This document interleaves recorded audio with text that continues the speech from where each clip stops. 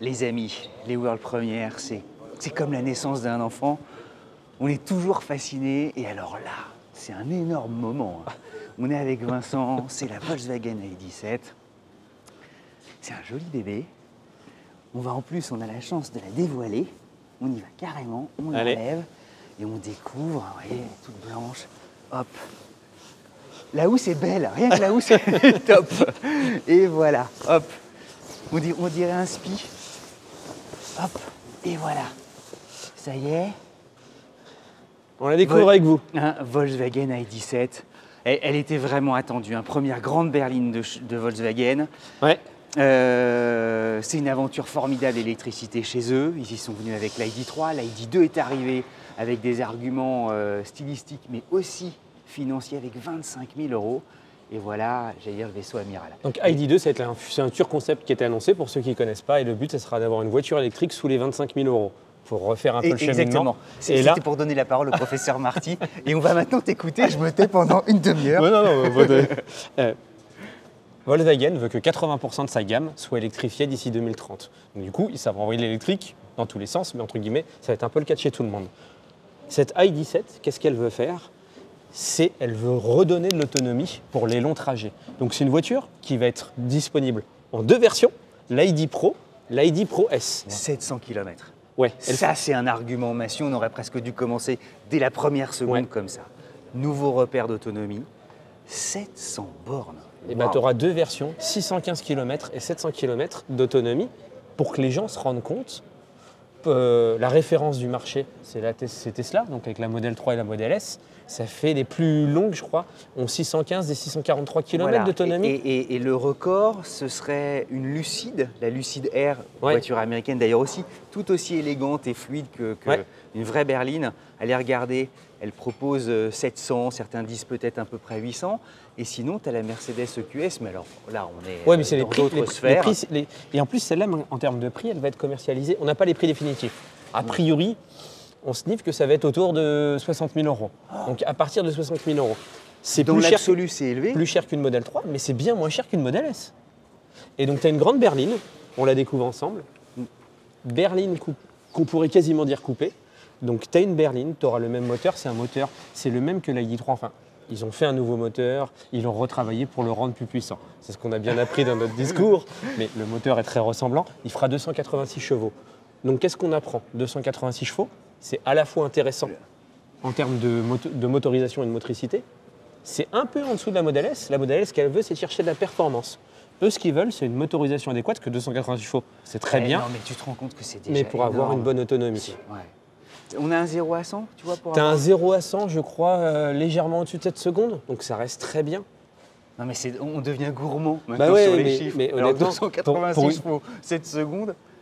Pour une berline, c'est très bien. C'était des perfos extraordinaires il y a encore 10 ans. Hein. Et puis surtout, tu as deux belles batteries avec deux bonnes capacités de recharge. L'ID Pro, qui sera la motorisation, la première version. Ouais. Je crois qu'elle propose 77 kWh en batterie nette, donc un petit 80 en brut.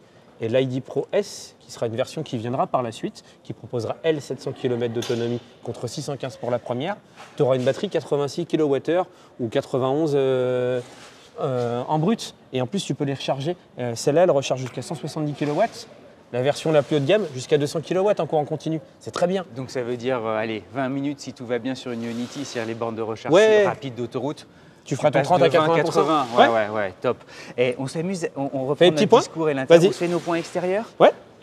C'est marrant ce que nous, Volkswagen, je te laisse commencer. Volkswagen, on a notre ID Buzz fétiche. Ah oui, alors on est complètement biaisé. Non mais pour ceux qui disent, mais on est biaisé, nous notre ID Buzz, d'ailleurs il y en a un là-bas qui est jaune. On se dit jamais ce qu'on pour que les gens comprennent. Fais tes trois petits points, je te suis. Donc, moi, ce que j'aime beaucoup, c'est le regard ici. Il y a un regard en fait presque science-fictionnel. Il y a un côté robotique. Et juste cette partie-là. Ouais, juste cette partie-là. Et tu vois, c'est marrant parce que le regard et les LED sont des vraies signatures visuelles. Et cette signature lumineuse électrique de Volkswagen, elle commence, ça y est, à faire son chemin. Et, elle commence à s'installer. Et on la comprend. Et je trouve, voilà, enfin moi, j'y suis de plus en plus attaché, mais peut-être biaisé par l'ID Buzz. Le deuxième point, c'est toujours les feux. mais il y a une barre de feu arrière, comme ça, qui est très réussie. Qui est très réussie. J'aime bien ces petits picotements, là, je ne sais pas comment les appeler. Ah, mais t'as vu hein, Ouais. on dirait presque de la soie. Ouais. C'est tout à fait... Alors, ça existe depuis très longtemps, puisque c'est d'inspiration américaine, en fait. Ouais. Les Porsche aussi, ils l'aiment beaucoup, mais ça, quand on la voit comme ça, de plein arrière, reprenant en plus, il y a un double étage, puisque tu as des catadioptres qui courent. Et donc, tu te retrouves avec deux masses rouges assez amusantes, et j'allais dire même 3 masses, parce que tu as les feux, tu sais... Le feu stop arrière. Le feu stop arrière. Le dernier point, Ouais. j'espère que je ne te le vole pas, Ouais. mais il y a un travail énorme aujourd'hui des constructeurs sur leur logo, Ouais. sur leur typographie aussi, Et et t'aimes sur bien la que ce soit en couleur blanc. des typographies. Et là, c'est blanc. Mais je crois qu'il y a beaucoup de constructeurs qui se mettent à faire ça. Je crois qu'il y avait Dacia qui est en blanc aussi. Ouais. Il y a Dacia, en fait, il y a une Ça fonctionne bien. inventivité, une créativité sur les logos, et tout le monde s'y est mis en même temps. Ouais, je suis d'accord. Je suis désolé, je t'ai peut-être piqué tous tes trucs. Non. Mais alors viens, on va commencer. Mon premier petit point, si je peux me permettre, ça va être un point général. C'est une berline. Et c'est limite une berline coupée. Pourquoi j'aime bien? C'est qu'en fait, j'en ai marre des SUV. J'ai rien contre les SUV, j'en possède un non, moi-même. mais tu le dis tout, Mais on le dit tous en j'ai déjeunant, l'impression- quand on est tous j'ai- les deux, tu le dis tout le temps. J'ai l'impression il y a eu trop de SUV dans tous les sens. Je suis pas en train de dire qu'il faut arrêter les SUV, mais en fait, il faut trouver un bon équilibre. Et là, Volkswagen, ils sortent quoi? Ils sortent une berline. Et ben moi, ça me fait plaisir. J'ai envie d'encourager Volkswagen. Plus de berlines, je serai content. En plus, c'est une berline qui est un peu berline coupée. Je sais pas si j'ai raison ou tort de dire ça. Elle me paraît L'aéro des voitures électriques nécessite des voitures qui ont un profil coupé quasiment. C'est X de 0,23. C'est ce qui Wow. permet aussi de t'avoir une bonne autonomie. On est dans les meilleurs. hein. Exactement. Donc ça va être mon premier petit point, ça va être mon point général. Le deuxième petit point, je vais te couper. Non, ne prends pas parce que je vais te le piquer. C'est tout con. Mais je trouve en fait qu'une voiture... Tu vois, moi, j'aime pas les voitures blanches. Et bien Ouais. là, ça fonctionne très bien. Parce qu'en fait, quand tu as une... Beaucoup font ça maintenant, d'avoir le ciel de toit noir. Plus quand on passera à l'intérieur, vous allez voir que le toit, il est panoramique. Et ben je trouve qu'un ciel de toit noir avec une peinture À blanche, 2 étages, ouais, ça match. ça fonctionne très bien. Et j'adore la discrétion du Ouais, feu du feu rouge, stop, ouais, du ouais. feu stop qui est rouge sur le noir, ça fonctionne très bien. C'est des petits détails, mais Non, mais c'est vrai, il y a des petites merveilles. c'est des petits détails, mais c'est des petits détails qu'on aime bien. Parce que, autre détail que j'aime bien, d'avoir repris, c'est tout bête, mais le liseré blanc dans les feux, et ben je trouve que ça fonctionne Ah ouais. très bien et Ouais. et que ça donne un, Tu aimerais voir défiler les clignotants, je sais pas comment Ouais. ça se...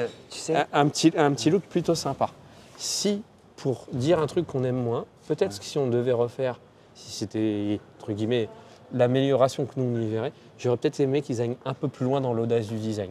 C'est-à-dire que la voiture, le design est réussi, moi je l'aime bien, il est consensuel, j'aurais peut-être aimé quelque chose d'un peu plus, peut-être d'un peu plus audacieux.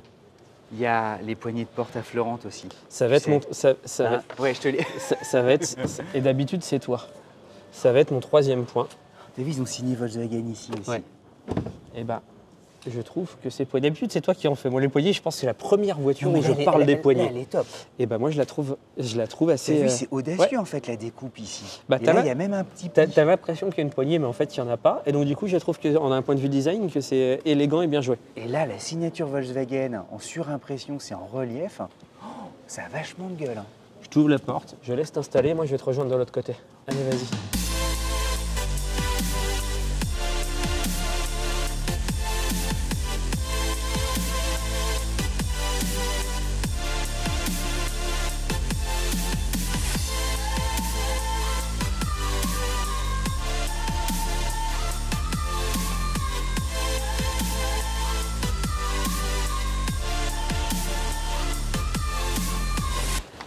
Aïe Aïe Et- Aïe et- Ah, j'aime bien ce bruit-là, ça me Ah bah rappelle c'est Lady Buzz. Lady Buzz, ouais. Mais ça y est, immense écran ajusté au bout.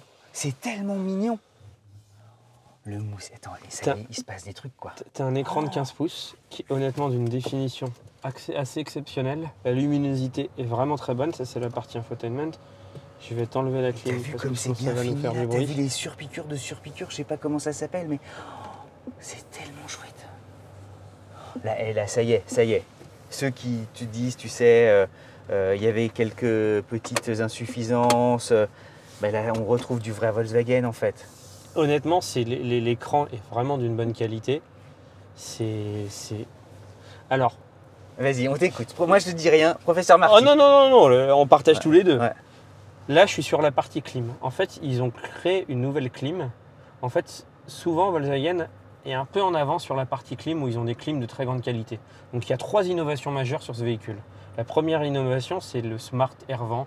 Bon, c'est un nom compliqué où ils ont fait une nouvelle clim, grosso modo. Mais elle est vachement bien. Le flux d'air. Je vais te la faire assez court.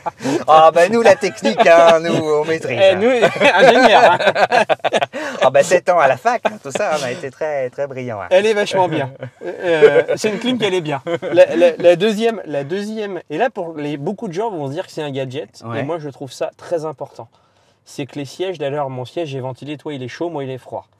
Il y a une clim dans les sièges, ça se fait beaucoup, mais tu peux régler la température de ton siège.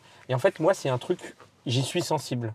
Parce que quand je fais des longs trajets, souvent, quand je suis trop assis, eh ben, j'ai tendance à chauffer du dos et à chauffer des jambes. Et ça me dérange. Ok. Et là, le fait que mon dos et mes jambes soient réfrigérés, que je peux régler la température, etc., d'autres le font, mais pas à ce niveau-là.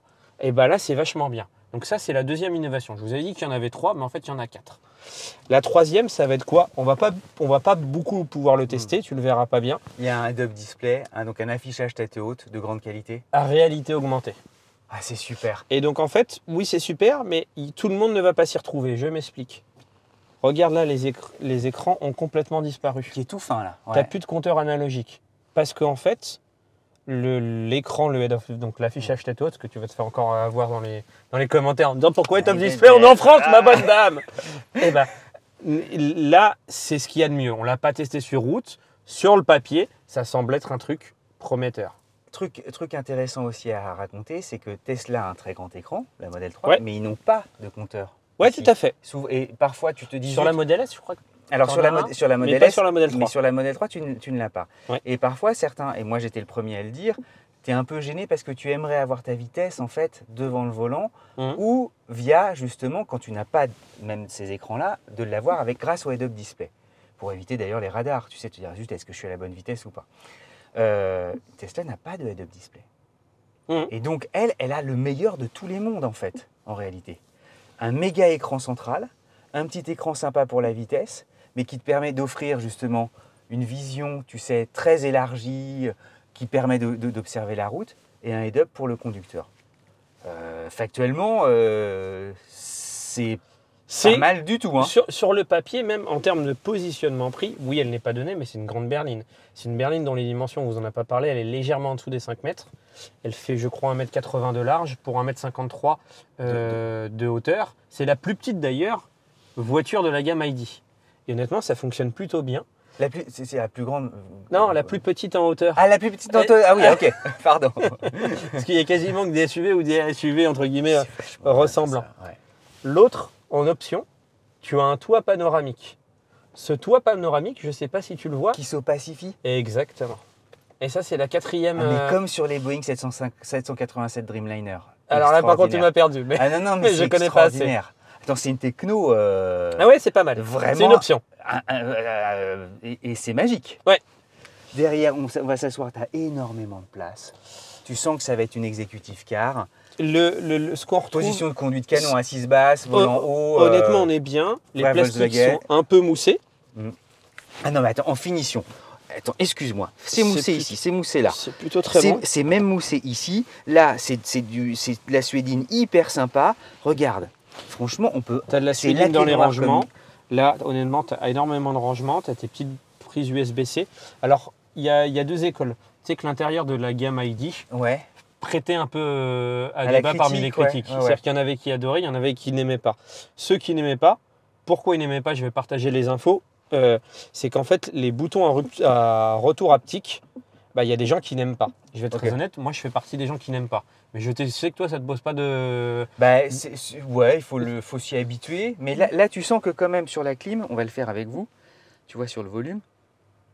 Ah bah ça marche pas, dis donc. Non, il faut se mettre sur... Ouais, quand même, ça marche bien. Non, si, ça marche bien. L'écran est vraiment d'une bonne qualité. L'écran, il est canon. Par contre, là, tu nous as mis plus de bruit de clim. Donc, si... Ah non, Vincent, c'est moi qui suis mauvais. Donc, ça marche vachement bien. Regarde. Avant, ça obéissait difficilement au doigt et à l'œil. Là, c'est cool. Ou alors ça marche mieux que sur la ID3, sur l'ancienne ID3 par exemple, ça je suis d'accord avec toi. Après moi je suis pas, c'est pas trop, moi j'aime bien les boutons mais je suis à l'ancienne. Je peux pas entre guillemets, là je vous parle de mon goût. La majorité des gens va bien aimer donc je peux pas. Ah, j'adore, regarde le truc, c'est un vrai gosse mais la Ouais, luminosité tu sais. Alors ça on a sur la ID Buzz, à quoi ça sert? Par exemple, pour te donner est-ce que vous allez tourner à gauche droite. ou à droite? Ouais. Hop, ça s'illumine dans le sens du virage que vous devez Ou prendre. si tu as un danger qui vient aussi de la droite, ça te. Exactement. On va tester les places arrière. Allez, on fonce. On va... T'as vu la petite poignée? Elle est toute mignonne. Elle est toute petite, ouais. Hein, c'est mignon comme tout et vachement facile à prendre en main. La portière et les poignées de porte aussi, elles sont toutes douces extérieurement. Oh bah alors là, t'as de la place. Hein. Le petit son Harman Kardon qu'on n'avait pas vu. C'est tellement chouette. Les appuis-têtes, mention spéciale pour les appuis-têtes. Oh, non, ils sont bien. Attends, mais en fait, c'est un TGV. T'as envie de faire des kilomètres. C'est un TGV le truc. Non mais tablette ordi. Cédric toujours plus. Honnêtement, c'est très bien. Ah non, mais c'est un TGV. Tu peux mettre le petit machin comme ça. Regardez, on glisse le téléphone ici. Regardez comme c'est mignon. Hop. Regarde ça. Tac. Je vais vous le mettre comme ça, pardon. Ça, hop. okay. On glisse ça, son tu téléphone. Passki. Voilà, hop. Non, honnêtement, cool. On est bien. Le fait qu'elle soit coupée, regarde, as quand même, on a de la. 1m80 tous les deux, on a vachement de place. L'intérieur est certes tout noir, donc toi tu préfères l'intérieur plus clair, mais comme tu as le toit panoramique, les défauts d'un intérieur noir, c'est le fait que ce soit sombre, mais comme tu as le toit panneau, c'est complètement compensé. Et puis alors, moi, il y a un truc qui est chouette, c'est que les appuis-têtes, ils sont tout mous. Oui, vous vous rendez pas compte, mais les appuis-têtes, on en voit rarement des aussi bien. Là, pour le coup, ouais. Et c'est sans surcoussin. C'est vrai. Ah non, Vincent, mais c'est un truc. Et le Harman Kardon est gentiment. Et là aussi, regarde, tu vois ce détail-là. J'ai une bonne surprise. Ouais. On risque de rester 2 heures dans la voiture. Ah, parce qu'il y a la sécurité enfant. Ça s'est ouvert. Bon, bah, non, il va falloir que tu viennes m'ouvrir ou sinon je vous dis à demain. Attends, je viens t'ouvrir. On va faire le tour. Il y a un truc qui est marrant, c'est ça. Il faut qu'on va vous montrer. En fait, on s'attend à ce qu'il y ait une petite gâchette derrière. Et en fait, il n'y en a pas. Hop, c'est haptique aussi. J'aime bien avoir un chauffeur. Et le bruit est super sympa. Regardez, voilà, hop. On va regarder le coffre. Tu as la dimension. Ah, ça, c'est du beau coffre. Il y a de la place. Et puis ça en plus. Absolument. Bah, tu demanderas, si on a Mickaël en interview après. Ça tu peux. Tu demanderas la dimension du coffre parce que je ne l'ai pas. Ah, bah là, ça sent le. Comme ça, alors. 500 litres, non? Peut-être pas parce qu'il est pas. Tu vois, il va pas très bas. Profond. Il est profond, mais il va pas très bas. Moi, je dirais plutôt sur un 450. Petite cachette. Recachette. Ouais. Ouais, je pense que tu es quand même sur un 450. Hein. Ah ouais. On va lui demander parce que pour le coup, ça, je m'en rappelle plus. Ah, je dirais, ouais, visuellement que. Ah non, tu as 500 là. Tu as un bon 500. Et puis, évidemment électrique, ça se referme. Et moi j'aime bien. Elle a une proposition objective. En fait, le fait de proposer. Le package. En fait, ceux qui ont peur de l'électrique ont souvent comme argument, à raison d'ailleurs, l'autonomie. Tu dis, je vais faire un long trajet.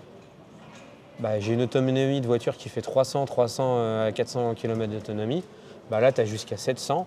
Tu as une berline, une bonne proposition de valeur. Honnêtement, si en prix elle est bien placée, c'est plutôt pas mal. Hein. J'aurais peut-être juste aimé un chouille plus d'audace dans le dessin. Et là, ça m'aurait entièrement conquis.